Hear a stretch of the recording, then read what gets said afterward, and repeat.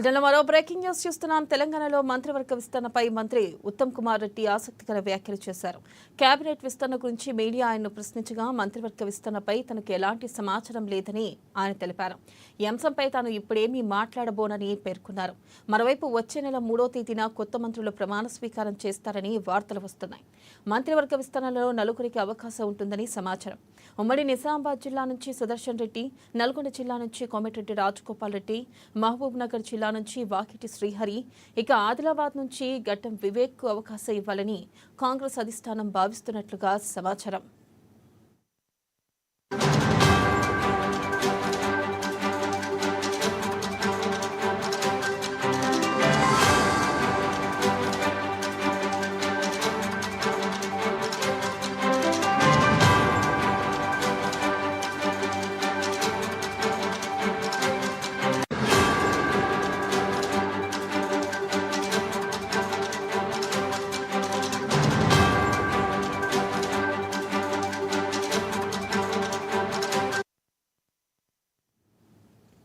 Breaking news చూస్తున్నాం. తెలంగాణలో మంత్రివర్గ విస్తరణపై మంత్రి ఉత్తమ్ కుమార్ రెడ్డి ఆసక్తికర వ్యాఖ్యలు చేశారు. కేబినెట్ విస్తరణ గురించి మీడియా ఆయన్ను ప్రశ్నించగా మంత్రివర్గ విస్తరణపై తనకు ఎలాంటి సమాచారం లేదని ఆయన తెలిపారు.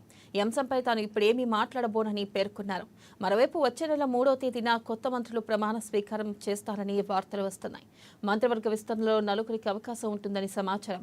ఉమ్మడి నిజామాబాద్ జిల్లా నుంచి సుదర్శన్ రెడ్డి, నల్గొండ జిల్లా నుంచి కోమటిరెడ్డి రాజగోపాల్ రెడ్డి, మహబూబ్ నగర్ జిల్లా నుంచి వాకిటి శ్రీహరి, ఆదిలాబాద్ జిల్లా నుంచి గడ్డం వివేక్ కు అవకాశం ఇవ్వాలని కాంగ్రెస్ అధిష్టానం భావిస్తున్నట్లుగా సమాచారం.